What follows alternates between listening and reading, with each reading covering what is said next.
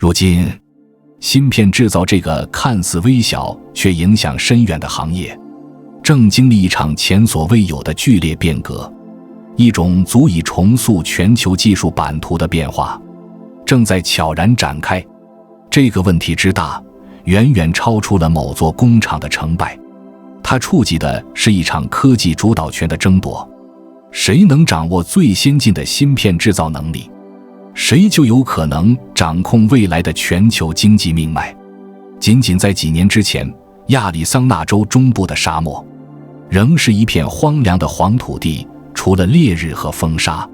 几乎没有任何现代工业的痕迹。而今，这片原本寂静无声的土地上，却矗立起了一个象征美国半导体复兴雄心的庞然大物——台积电在海外设立的最先进芯片制造基地，也被视作未来技术竞赛的桥头堡。这个项目不仅是一次简单的工厂投资，它代表着对微芯片未来发展的重注，总投入高达650亿美元，几乎相当于一个中等国家一年的财政预算。台积电之所以最终把这个重要的布局点选在亚利桑那州，并非偶然，而是经过深思熟虑和多方权衡的战略决策。这片沙漠最令人惊讶的优势之一，是它极低的自然灾害风险。不像地震频发的台湾，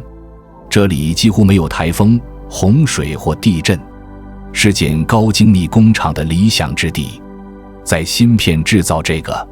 对每一个变量都高度敏感的行业里，任何细小扰动都可能引发巨大损失。因此，在高风险的技术赌局中，环境的长期稳定性显得尤为重要。乍一看，这项计划似乎只是复制粘贴，把在台湾已成功运行的晶圆厂原样搬到美国。但现实很快打破了这种简单化的幻想。然而事实却出乎意料的复杂，建厂过程的每一个环节都远比预期更艰难，几乎每一步都隐藏着挑战与变量，超出了所有人的想象。当建设真正启动之后，台积电在亚利桑那州迅速遭遇了连串令人头痛的问题，从规划、施工到运营，每一步都不那么顺利。这是因为芯片制造，尤其是在奈米级别的精密操作，远不只是把设备堆起来这么简单，它是一种极度复杂、系统化的工程艺术，每一环都需要高度协同。无论是设备的精密调校、化学品的超高纯度，还是操作员的精准执行，都必须像交响乐团一样同步运作，才能保障工艺流程不出差错。只要这一切如预期般顺畅运行，那结果就是极其丰厚的回报。芯片产线就是一台印钞机，每片良品都代表着利润的跳动，但风险也同样巨大。只要在某个关键环节出了一点差错，几百万美元的晶圆就可能报废，整个批次都将面临退役，造成数十亿的直接经济损失。讽刺而又令人深思的是，真正的现实恰恰就在眼前。一个技术霸主的悖论正逐渐浮出水面。美国正是全球半导体产业的发源地，从最初的晶体管到今日最复杂的芯片架构，它不仅在芯片设计、关键设备、一代软件方面依旧稳居世界领先，甚至许多标准和语言也诞生于这里。然而，与之形成鲜明对比的是，美国在芯片制造这个环节的主导地位早已悄然式微，几乎在不知不觉间被亚洲的制造巨头们一步步取代。数字不会撒谎，1990年，美国还生产着全球 40% 的芯片，而今天这个数字已经滑落至约 10%。这背后是30年的全球化转移与产业空心化的现实写照。这也引出了一个极具战略意义的问题：台积电能否真的将全球最前沿的芯片制造技术成功带回美国本土？从而重新点燃美国在这一领域的竞争力。理论上，这听起来确实简单明了，复制台湾的成功模式，然后粘贴到美国土地上。但现实却冷酷无情，执行过程中布满荆棘。每一个看似理所当然的步骤，都在现实中遇到了前所未有的挑战。在台湾，凭借成熟的供应链、高效的劳动力和完善的配套基础设施，台积电往往能在短短2年内拔地而起一座晶圆厂，且迅速投入使用。而在亚利桑那州，从地基开挖到机台搬运，每一个步骤都像被放慢了倍速播放，工期往往要花费2倍以上的时间，严重拖延整体节奏。那么问题出在哪？为什么同样的流程，在美国却显得如此吃力低效？答案藏在细节中。以4纳米工艺为例，一个芯片的诞生包含超过4000个制造步骤，每一步都涉及上百个变量，每一个变量都牵一发而动全身。而这正是问题的根源所在。任何微小的偏差都可能像多米诺骨牌一样，引发连锁反应，最终影响产出质量。在这个尺度下，哪怕是一个气泡、一粒尘埃，甚至一个不稳定的电流参数，都足以让价值上万美元的晶圆瞬间报废。更棘手的是，这些变量的表现因地而异，相同的机器，相同的材料，到了不同的地理环境下，表现也会天差地别。在台湾，台积电早已将每一个影响变量调校至近乎完美的状态，无论是当地的水质、空气湿度、电力系统，还是供应商的协作方式与员工的工作文化，全都经过多年优化与磨合。但一旦将这套系统搬迁至亚利桑那州，所有曾经习以为常的变量都发生了剧烈变化，就像重新洗牌的扑克牌，必须重新调配与适应。首先，亚利桑那州最显著的短板之一，就是水资源的极度匮乏。它是美国最干旱的州之一，年降雨量少得可怜，远远无法支撑高耗水工业。再比如空气成分和湿度，虽然看不见摸不着，但对芯片制造的影响却是实实在在的。不同的空气微粒浓度可能直接影响洁净室环境的控制难度。更深层的问题在于文化差异，从工程管理风格、操作员工作习惯到企业协作的默契度，这些软性因素往往比硬件设施更难以复制与替代，甚至连脚下的土地本身都构成挑战。亚利桑那州的土壤结构与台湾截然不同，干燥、坚硬而富含岩石，连基础设施的打桩都更为复杂。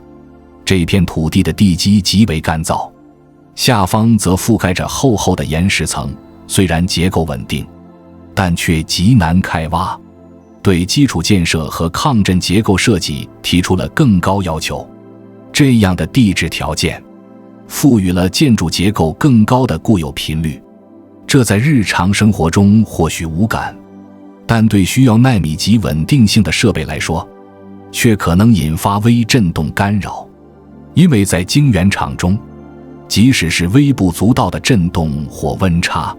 也可能破坏光刻机的对位精度，进而毁掉整个芯片生产流程，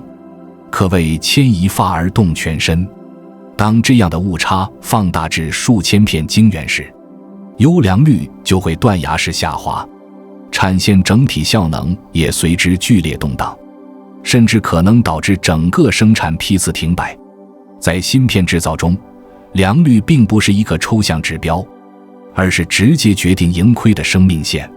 它是评判晶圆厂运行优劣的核心标尺。具体来说，良率衡量的是每片晶圆中有多少比例的芯片是功能完好、可出货使用的。一旦良率过低，就会像烧钱机器一样吞噬成本。当良率达到 90%，这几乎意味着工厂已达到盈利临界点以上，每片晶圆都在持续创造价值，形成正向循环。但如果良率只有 30%， 那么每3片晶圆就有2片报废。这种情况下，不仅利润蒸发，连基本成本都无法回收，几乎是资本灾难的前奏。而现实却是残酷的，在亚利桑那州的初期投产阶段，台积电并未迎来预想中的掌声，反而陷入了一片混乱与不稳定的泥淖中。甚至在结构层面，部分厂房在建设中还出现了物理漂移现象，墙体位置的微小偏移就足以影响洁净室气流与设备定位。更难防范的是自然环境的恶劣，突如其来的沙尘暴将微粒卷入洁净室系统，导致整个过滤系统超负荷，部分生产区域被迫停工清洗。在重重压力之下，厂房的每一套系统，从通风、温控到水电供应，几乎都运行在极限边缘，稍有波动便可能引发连锁崩溃，直接后果就是良率暴跌，产出效率急剧下滑，远远达不到商业化运营所需的标准，也让外界对这一项目的可行性产生质疑。说到底，有些事情是可以通过物流解决的，你可以把昂贵的设备装进集装箱，从台湾运到美国，甚至几天就能送达。你甚至可以用包机方式，把经验丰富的工程师空运过来，临时组建一支强力的技术团队参与调试与培训。但最关键的部分，那些无法量化、无法打包的软体，却是你无论如何都无法迁移的。那是一种嵌入式的经验网络，这里藏着一个经常被忽视的真相：半导体不是单一工厂的胜利，而是一整个体系协同的成果。因为要建设一座晶圆厂，其实是在搭建一个生态帝国，一个由无数隐形工厂构成的复杂系统。事实上，每一个晶圆厂的背后，都至少要配备4座功能完全不同，但彼此协作的看不见的工厂。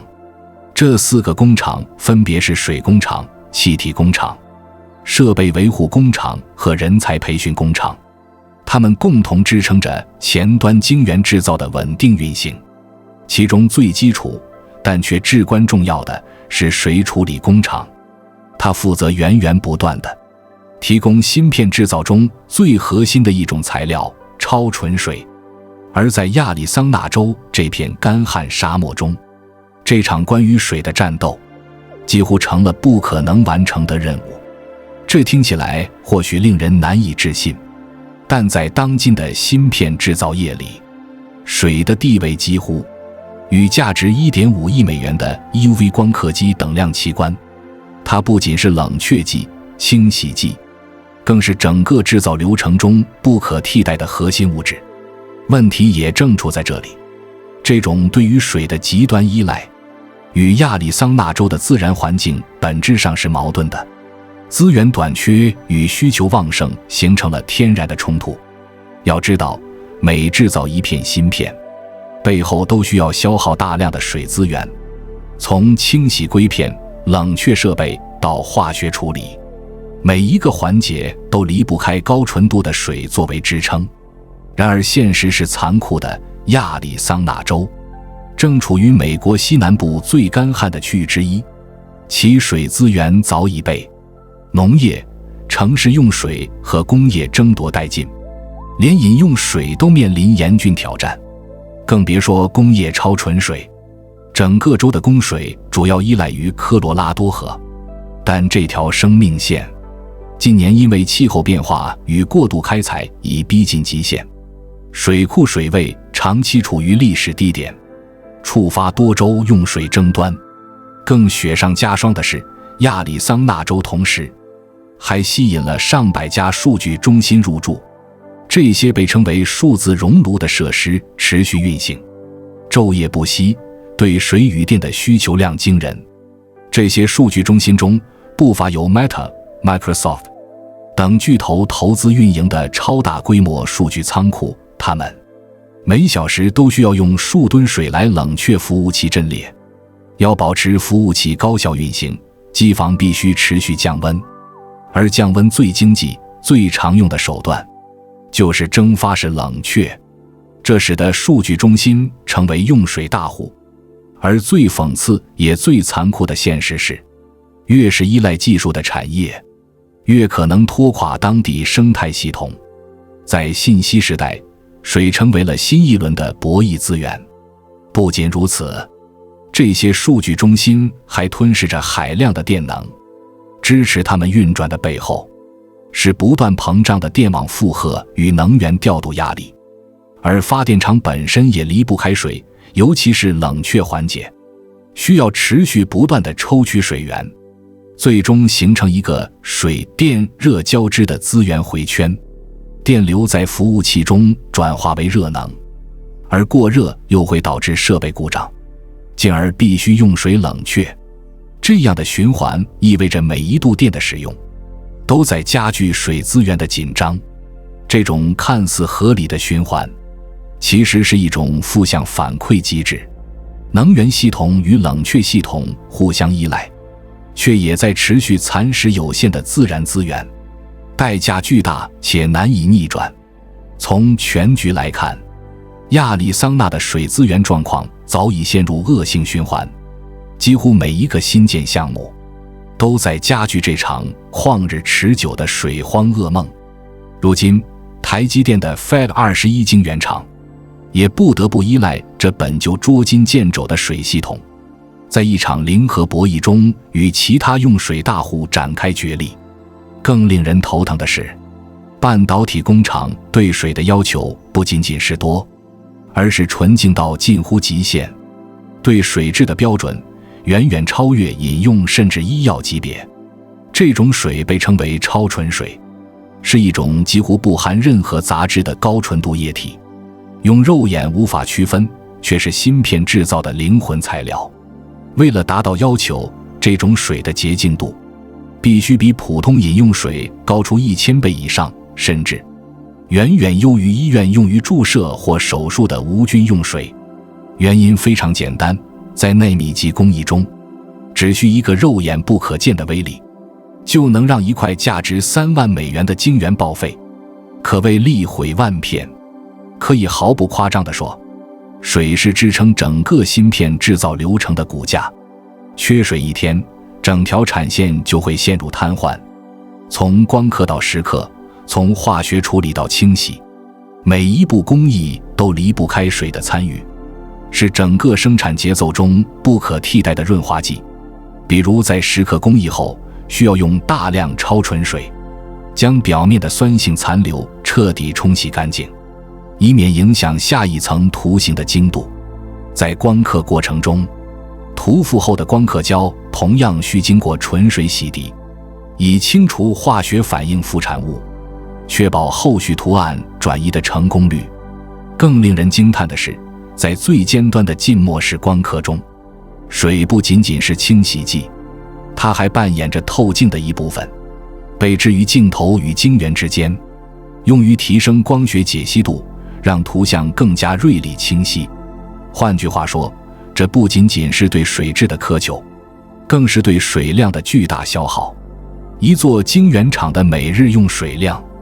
足以让小城市感到压力山大。数据显示，生产一片高端硅晶圆，从原料到最终成品，其整个生命周期将消耗约8吨水，相当于一户家庭2个月的用水总量。当这个数字乘以日产数千片晶圆的产线规模，仅 Fab21一座工厂每天的水消耗就可能超过15000吨，令人瞠目结舌。为了形象化理解，这等于每天要倒空6个标准奥林匹克游泳池，才能满足一座高端晶圆厂的正常运转。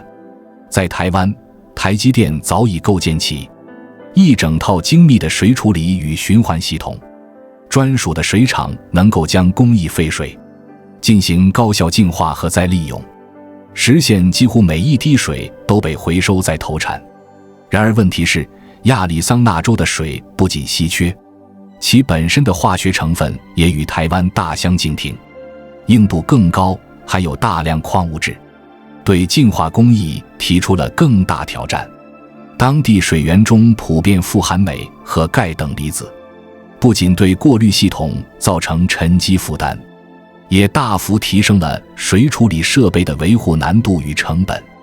这意味着台积电无法简单照搬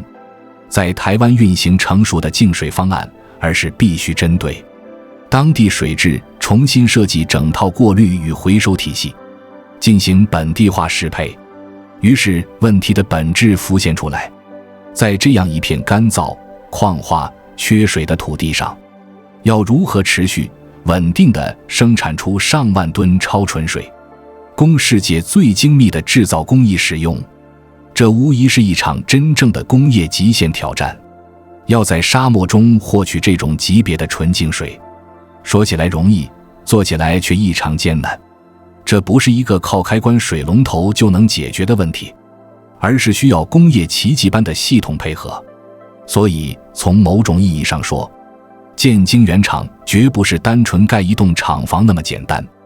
而是必须同步建设一套完整的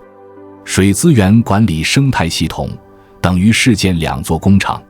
你需要为这座厂配备一座高科技水处理设施，它规模虽不如主厂庞大，但内部系统却复杂得多，宛如一座为纯净而存在的工业雕塑。这座水厂的内部如同一台精密机器，水要先通过多级粗滤、精滤，再进入反渗透系统和离子交换装置，逐层剔除掉溶解性杂质、微粒和金属离子。但即便经历了如此多道工序，水中仍可能残留肉眼无法识别的微粒或化合物。在芯片制造的世界里，这依然算不够干净。于是进入最后一道关键程序——抛光处理。这一步如同精雕细琢，把最后 0.001% 的杂质彻底去除，让水真正达到电子级纯度。专用树脂床和超滤膜联合出击，清除最后的衡量污染，最终留下的是一种几乎不属于自然界的水，只存在于晶圆厂的工业圣水。面对亚利桑那水源中复杂的化学特性，台积电只能从头开始设计每一个过滤环节，每一套管道材料，甚至连温控算法都必须量身定制。最终从那座水厂流出的不是普通的清水，而是地球上最纯净、最昂贵、最不可替代的水资源之一，专门为纳米世界服务。这座水厂最令人称道的地方，在于它极致的回收效率，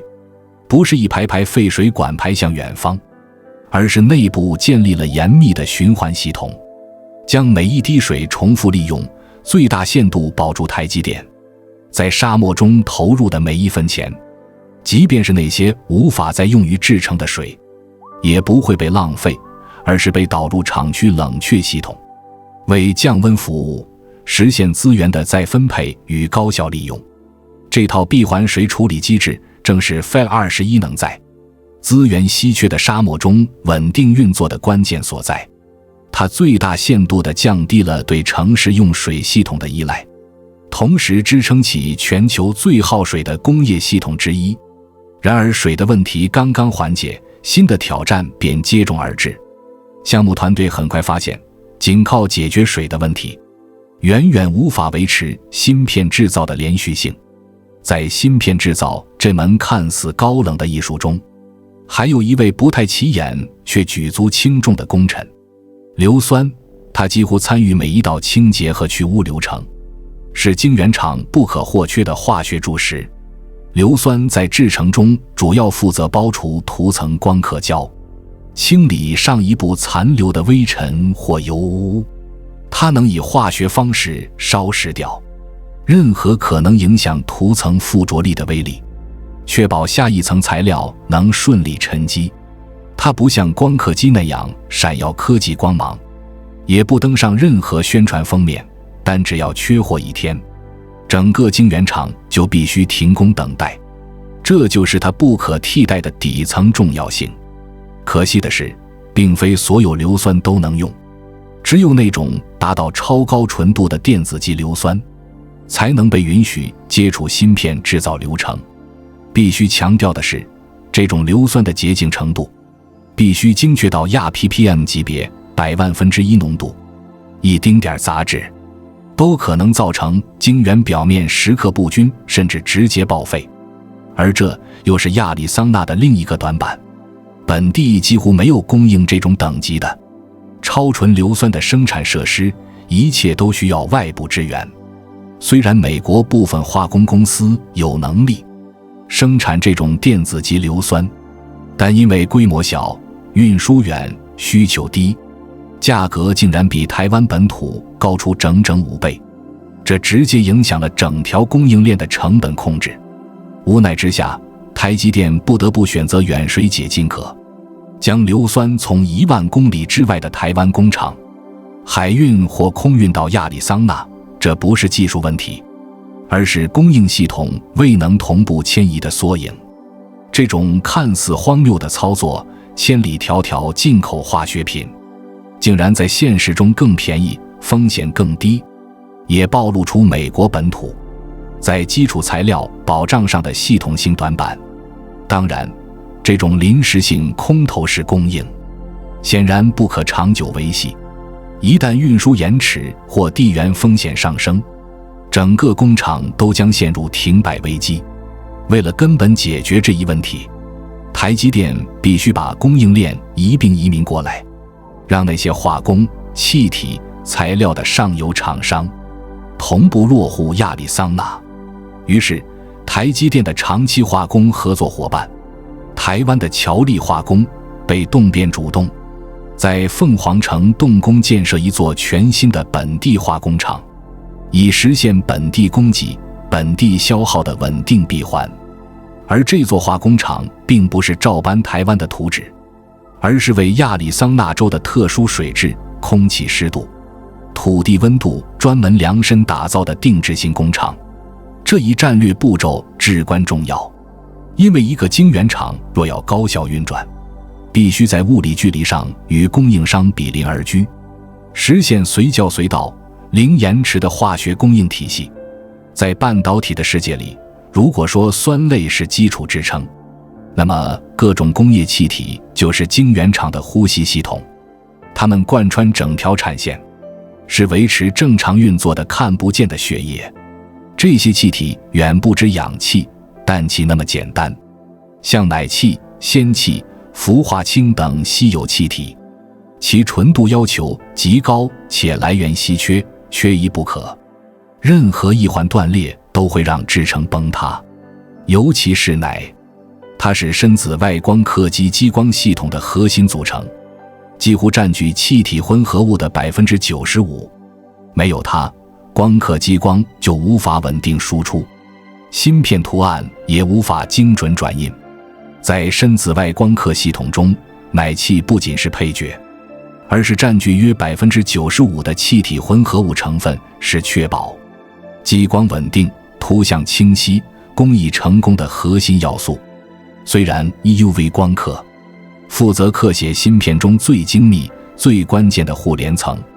但 DUV 光刻仍承担着绝大多数层级的图案打印，维系着整个芯片结构的层层堆叠。换句话说，如果没有高纯度的氖气， DUV 光刻机根本无法启动，更不用说进行高精度曝光，整个制造流程也将因此而停摆。关键在于，氖气不仅要有，更要纯，它必须达到 99.999% 以上的纯度，才能满足激光器对稳定波长的极致要求。而这正是半导体制造残酷而又真实的本质。每一项看似微不足道的材料，其实都关系着整个系统的成败。在这个产业里，没有够干净这回事，只有再干净一点。每一种气体、每一滴水、每一粒粉尘，都必须被压缩到极限以下，否则就等于失败。只要激光束中出现一丝杂质，就可能导致波长抖动，使曝光图案边缘模糊，进而形成微小但致命的缺陷，直接拉低整批晶圆的良率。而遗憾的是，亚利桑那在这些关键工业气体的本地供应方面，几乎可以说是白纸一张，几无基础设施可用。目前，该州在氖气、氟气等超高纯气体领域的本地化供应为零，一切仍高度依赖跨州进口。实际上，除了一些最基础的气体，如氮气或压缩空气可以就地生产，其他高端电子级气体几乎都必须从海外或美国其他州运输而来。目前，包括氖气、氟化氮、三氟化氮等关键气体，大多仍需依赖台湾、日本、德国等老牌气体供应国的工厂提供，运输周期长，成本极高。这暴露了一个难以回避的现实：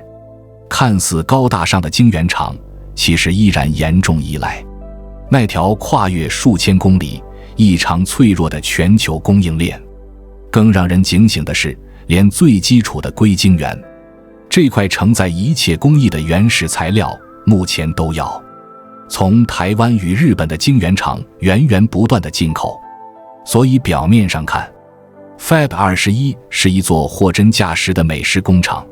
坐落于沙漠之中，装备现代，标识清晰。但实际上，它就像一台美国外壳、亚洲发动机的高科技机器，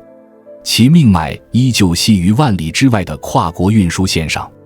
我们已经谈过水资源的挑战，但别忘了，还有另一个更隐秘却同样重要的因素——空气本身。很多人可能会误以为空气哪里都有，沙漠这么空旷，空气应该绰绰有余。但芯片制造对空气的定义远超你的想象。事实上，空气质量是这道工艺大餐中最容易被忽视，却又最容易翻车的原材料之一。任何微小污染都可能造成灾难性后果。晶圆厂内部对洁净度的要求几乎到了强迫症级别，空气中每一立方米颗粒的数量都要受到精密控制，达到医学手术室也望尘莫及的标准。进入洁净室前，每位工作人员都要全副武装，从头到脚穿戴专用无尘服、面罩、手套、靴套，全身只露出眼睛，连一根头发都不允许外露。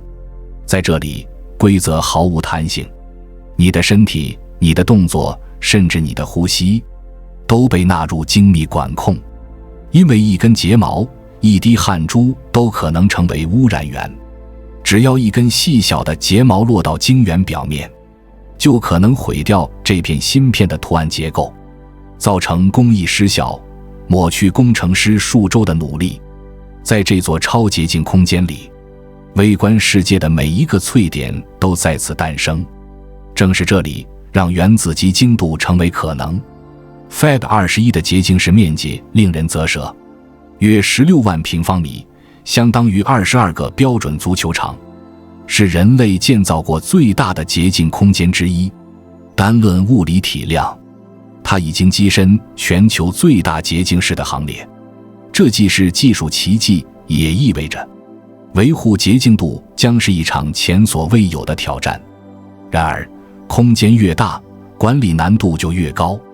空气流动、温湿度调控、颗粒监控，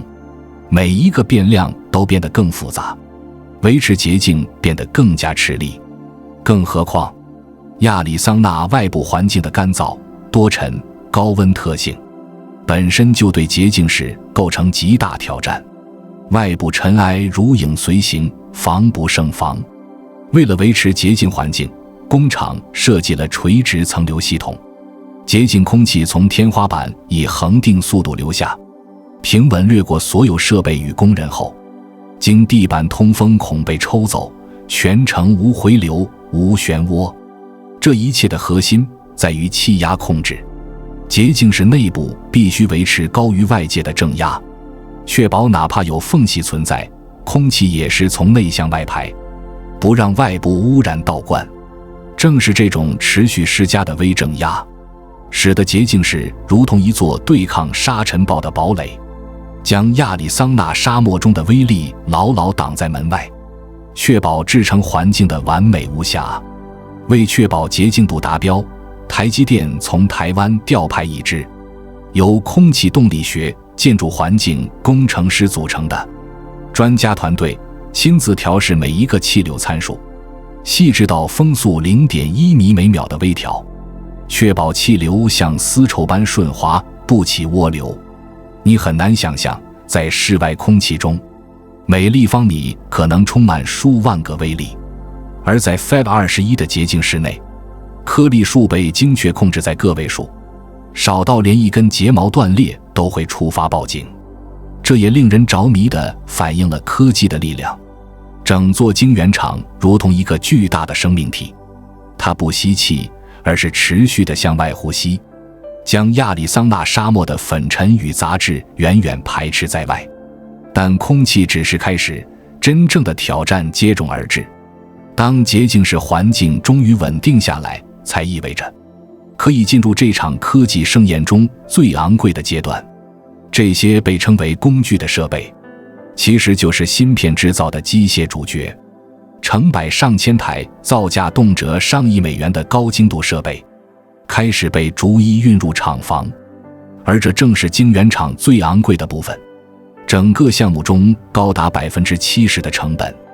都不是花在建筑本身，而是投入在这些看似沉默却能在原子级别上精密操作的超级设备中。你走进 Fab21 的核心区域，映入眼帘的是一排排从墙到墙价值连城的设备阵列，每一台都如一架小型航天飞船般复杂精密。幸运的是，在这一方面，美国依然是全球翘楚。在设备制造领域，许多关键环节依然掌握在美国本土企业手中，包括应用材料公司、范林研究、科磊科技等美企，几乎掌控了晶圆制造中刻蚀、沉积、量测等多个核心工艺环节，是台积电、三星、英特尔等厂商无法绕开的合作方。这些设备的运输倒不算难，它们可以从加州、德州等地通过卡车或专线铁路运至亚利桑那，物流链条相对成熟。但关键问题是，在最核心的光刻技术上，美国却并不具备主导地位。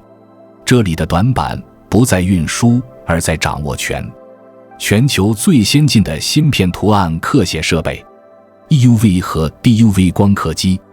全部来自荷兰的阿斯麦 ASML， 这是全球唯一一家掌握该技术的公司，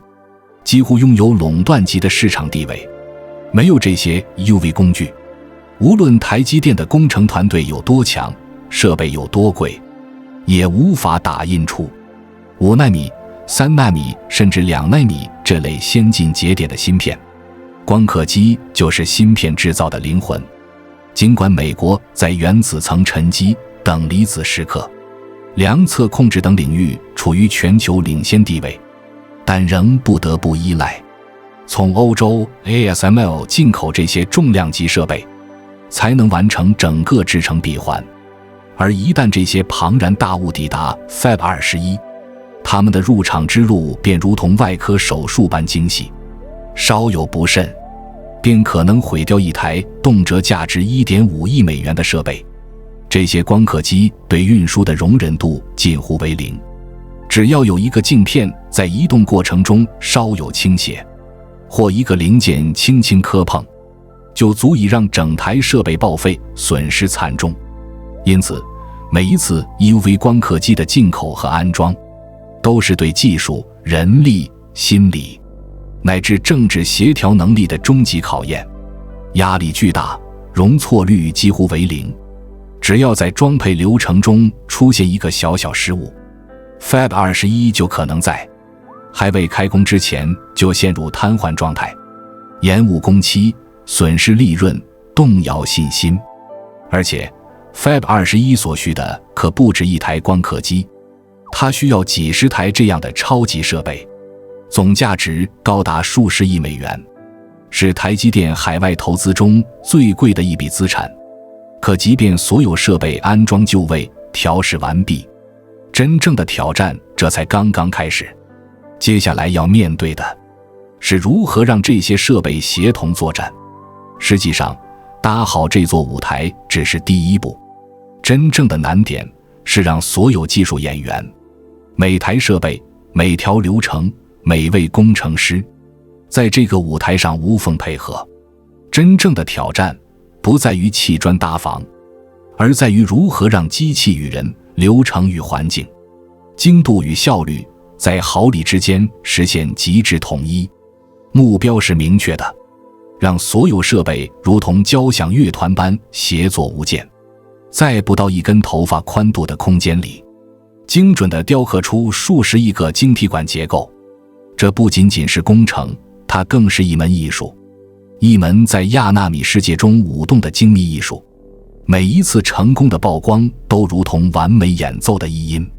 你可以把它想象成一场交响演出。每一件乐器价值 1.5 亿美元，演奏内容不是旋律，而是原子排列。每一个音符都决定着芯片是否合格。从这一步开始，才是真正良率的战斗。只有当产出的晶圆几乎无瑕，达到客户要求的标准，晶圆厂才能真正开始赚钱。但按照经验，几乎所有晶圆厂的第一批晶圆都难以达到目标良率。这不是失败，而是必要的试炼期。设备是新的，还没完全调教好参数，也还未适应本地气候、震动与湿度。流程也是新的，参数配置、化学品反应时间、温控曲线，全都要从零开始微调，一步步摸索出稳定路径。因此，整个生态系统的每一份子，从一线工程师到设备制造商，都在昼夜奋战，不断对着数千道工序进行逐一测试、调整、优化，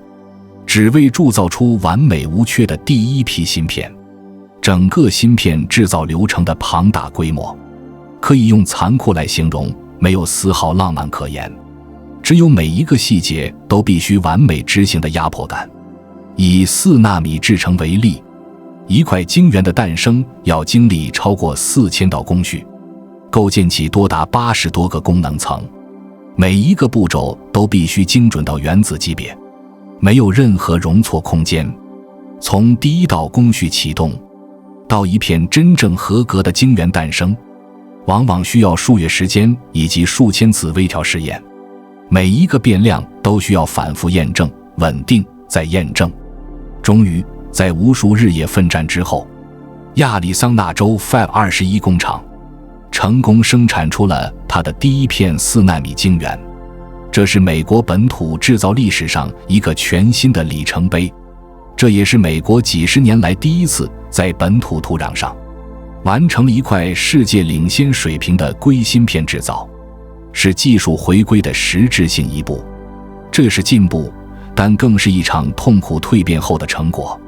从水、电、气到人、设备、系统，每一个环节都经历了难以想象的阵痛。尽管已有产出，但目前良率仍处在较低水平，所生产的芯片仅能满足美国本土大约 7% 的需求，远远无法替代进口规模。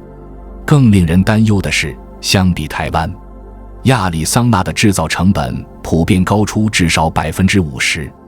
这在全球高度竞争的半导体市场中是一个难以忽视的劣势。那么问题来了，为什么同样的技术在美国做就要贵上那么多？答案很现实，因为绝大多数关键原材料，无论是超纯化学品还是晶圆坯料，甚至洁净室专用的纤维布料，依然必须依赖进口。令人讽刺的是，就在 Fab 21方圆几十公里之内，英特尔的 Fab 42早已运行多年，但即便如此，周边也未能形成完整供应链，绝大多数材料依然是漂洋过海而来。如今，台积电正在尝试做一件颇具雄心的事，不只是建厂，而是在亚利桑那沙漠中重建一条完整的涵盖上下游的半导体供应链。但他们很快发现，在这片土地上，比水更稀缺的竟然是工程人才，真正熟悉晶圆制造工艺，能独立操控设备的技术人员凤毛麟角。台湾之所以能长期保持技术领先，不仅因为它拥有世界级的工厂，更因为它沉淀了数十年、几代人传承下来的专业人才体系。这是亚利桑那目前还无法复制的软实力。而一个越来越清晰的事实是，建造一座晶圆厂本身就是一项极其艰难、系统性极强的超级工程，远比任何人预想的复杂。尽管高科技设备、优质原料和完整生态系统都很重要，但真正能将芯片制造推向成功的，并不是冷冰冰的机器，而是那些懂流程、能协调、能临场解决问题的人。芯片制造依赖的是一整张看不见的网，知识、经验、默契、反应速度，以及跨部门之间的高度协同。这种软连接才是工厂真正运转的核心。在成熟的晶圆生态中，工程师可以迅速发现工艺异常并进行微调，供应商能在几小时内送达定制化学品，设备工程师甚至能在凌晨3点修复停机的光刻机，一切就像默契的舞台剧，滴水不漏。在台湾，这种芯片文化已根植几十年，从大学课程到企业实训，从师徒传承到制度设计，形成了一个高效又稳定的人才循环。但在亚利桑那，这一切还刚刚起步，人才匮乏，经验缺失，系统未成，许多问题只能靠边干边学来填补。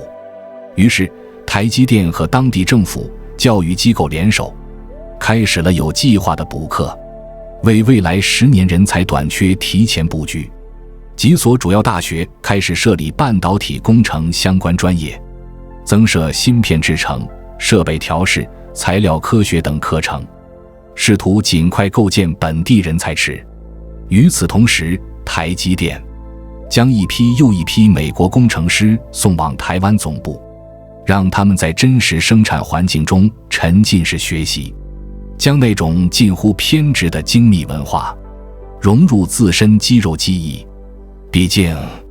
先进芯片的制造从来不只是理论与数据，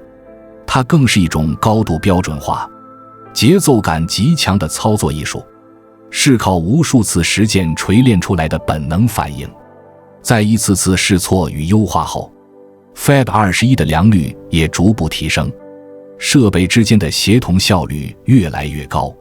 工艺流程逐渐稳定。终于在今年1月，这座工厂迈过关键门槛，开始量产4奈米芯片。有消息称，其良率已接近台积电在台湾本部晶圆厂的水平，意义非凡。这标志着那个由上千台设备、上万人力、数千供应商所组成的复杂协奏曲，终于奏响了第一段完整的乐章。水的流动、空气的洁净、晶圆的流转、资产的调度、设备的精准乃至人力的协同，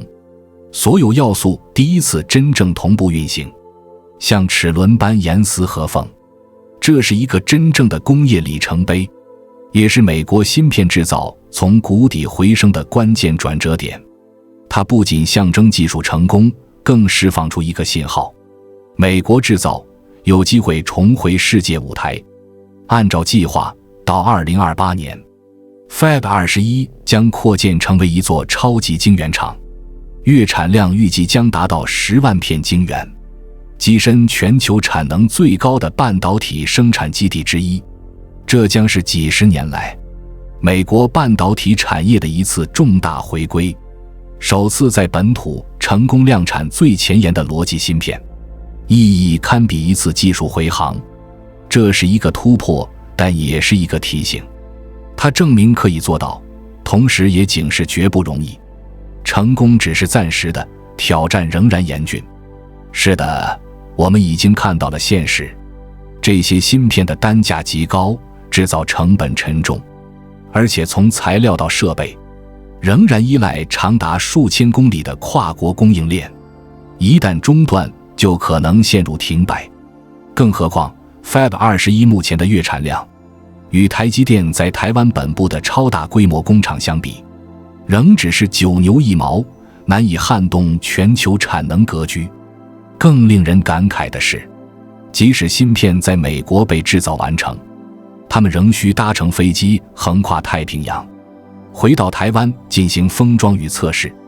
这就像造好了引擎，却必须送回老家装配车身。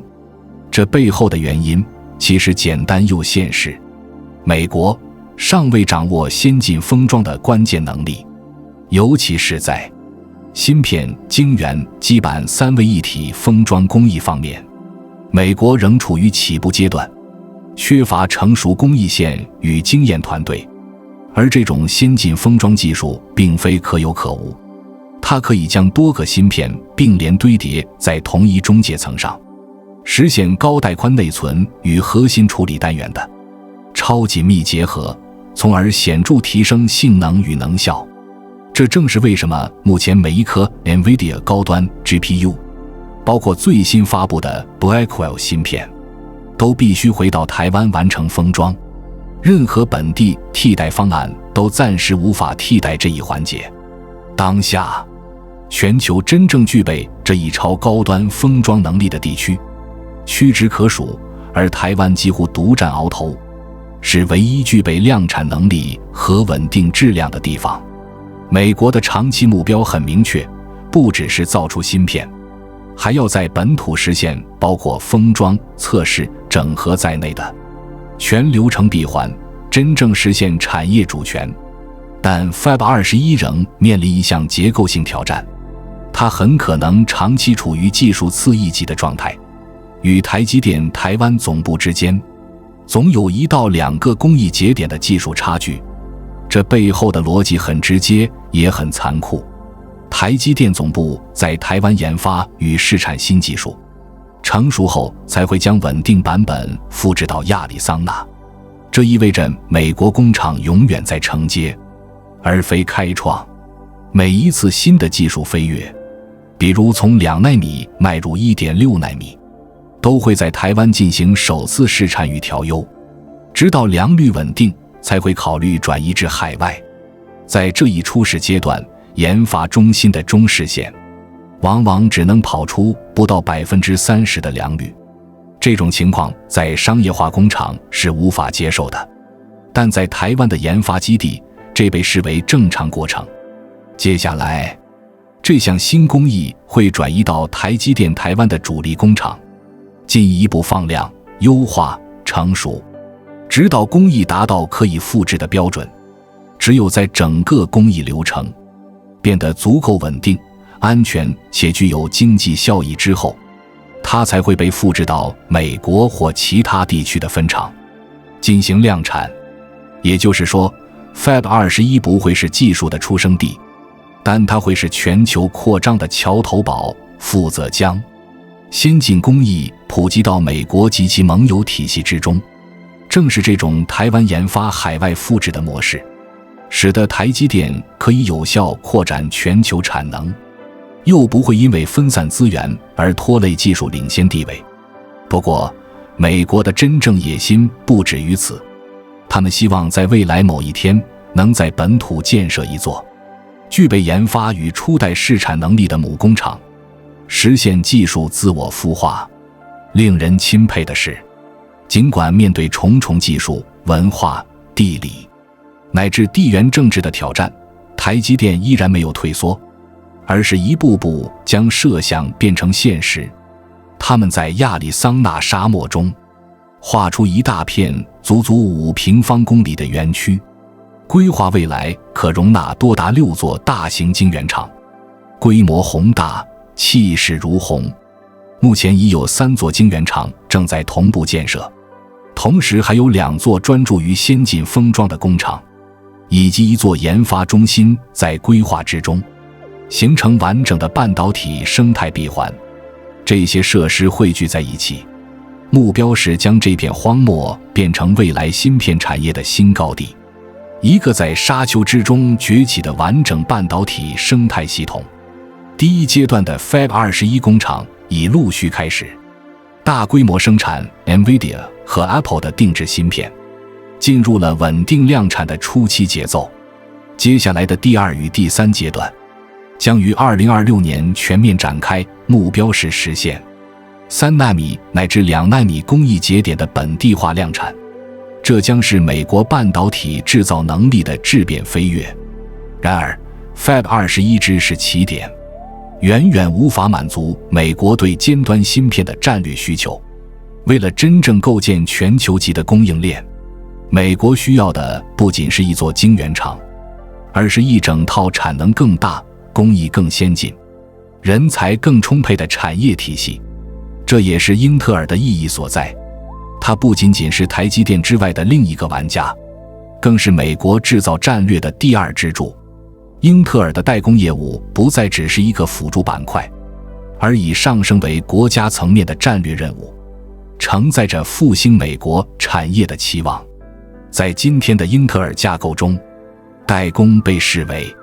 最具爆发力、最具战略意义的业务板块，是其走出技术低谷的关键突破口。对于美国而言，英特尔的成功不仅代表一家公司的复兴，更象征着能否夺回未来半导体技术主导权，具有深远的国家战略意义。耐人寻味的是，英特尔的 Fab 42工厂距离台积电的新基地仅40公里，两者在地理上近在咫尺，却在战略上各自奔跑，代表着美国芯片复兴的双轨路径。目前，英特尔在 Fab 42主要生产10纳米级芯片，正逐步向英特尔7、英特尔4等更先进节点过渡，为全面追赶台积电积蓄力量。但真正关键的问题是，下一步将会发生什么？谁能率先突破下一个节点，谁就能把握未来10年的技术主导权。英特尔正押宝其 18A 制程节点，试图在性能、功耗、面积3方面全面对标乃至超越台积电的 A16 工艺。这是一次真正意义上的正面对决，两家公司都将在这些新一代制程中导入 GAA 环绕栅极晶体管结构与背面供电技术，彻底重塑芯片内部的电力与信号传输路径。正因为技术门槛不断提升，英特尔过去的失误代价愈发沉重，如今他必须奋力一搏，才能重回领先轨道。归根结底，还有一个无法忽视的现实问题：晶圆厂的建设与运维成本高得惊人，动辄数百亿美元的投入，让所有后来者望而却步。也正是这种前期投入大、回收周期长的模式，让绝大多数国家与企业望而却步，最终只剩少数玩家仍留在战场上。一个代工厂若想实现盈亏平衡，必须确保巨大的产能利用率，否则数十亿美元的设备与厂房投资就可能变成沉没成本。在尖端节点领域，真正能撑起这场烧钱大战的，全球目前只有台积电与三星2家，其他玩家要么退出，要么选择避开锋芒。问题的核心来了，英特尔能否破局而出，赶上甚至超越目前的技术霸主？这个问题没有人能现在回答，只有时间能告诉我们这场芯片世纪竞赛的最终赢家。对于美国而言，几百亿美元的芯片与科学法案只是敲门砖，真正的较量才刚刚开始。该法案不仅在财政上给予补贴，更通过政策设计引导全球半导体企业将产能转向美国，同时限制他们在中国进一步投资。体现出明显的地缘战略意图。但要想真正参与全球竞争，美国还需简化土地、环保、许可等流程，让晶圆厂的建设周期从10年缩短到5年甚至更短，效率是成败关键。而更关键的一点是，要重启创新引擎，大力支持半导体初创企业，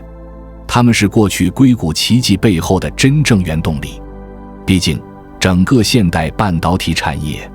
就是从车库里，从几页手绘电路图中，一步步由初创公司孕育而来的。接下来，更需从根本上修复人才系统，通过教育、培训与社会宣传，重建半导体工程师的社会地位与文化自豪感，真正让年轻人愿意投身这条艰辛却光荣的道路。Fab 21的故事证明了一个重要真理：在半导体行业没有捷径，只有全局、全链条、全人力的系统协同，才能构建真正的生产力。它告诉我们，建一座工厂并不等于移植一个产业，工厂可以复制，但文化、系统、经验这些都无法空降。你需要的不仅是一座晶圆厂，而是4座隐形工厂：水、气、工具与人力，缺一不可，互为支撑。这4座工厂分别掌控水质净化、洁净气流、设备维护以及人力系统培训，是晶圆厂背后真正的操作系统。更别忘了，还有一个常被忽视的第5个工厂——能源中心。没有稳定供电，一切不过是纸上谈兵。而这个系统之精密，哪怕一个细节出错，都可能让整个产线陷入瘫痪，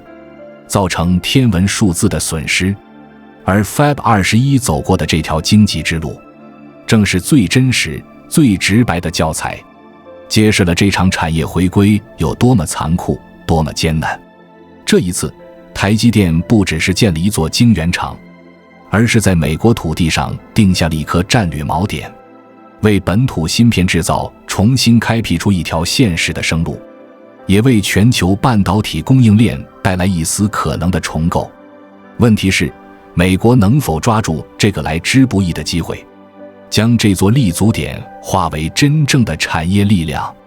那需要的不仅是资金和政策，更需要时间、坚持以及跨代传承的耐性。也许再过几年，我们就能看到答案：是在沙漠中开花结果，还是在现实中败下阵来？这场跨洋接力将决定下一代科技权力的走向。半导体不仅是硅与电的交响，更是国力、人才与文化的长期博弈。在这场看不见的战争中，每一纳米都是一场征服，而未来的赢家将不是最快开始的那一个，而是坚持走到最后的那一个。这只是开始，真正的竞赛才刚刚启动。